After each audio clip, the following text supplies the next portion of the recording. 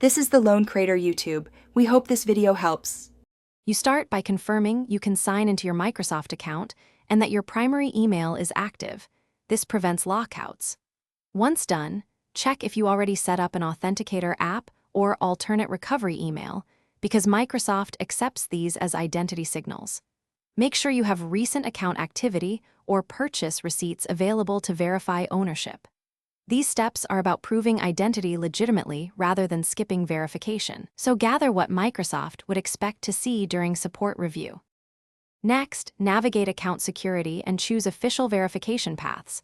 Authenticator apps and recovery emails reduce reliance on phone numbers. Once enabled, wait for sync and test sign-in to confirm they work.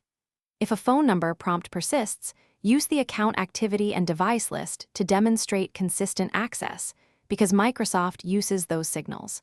Make sure to log from familiar devices and networks when attempting redemption, as that increases trust and lowers friction during legitimate identity checks. Finally, if standard options still require a phone number, contact Microsoft support directly and explain you cannot use a phone.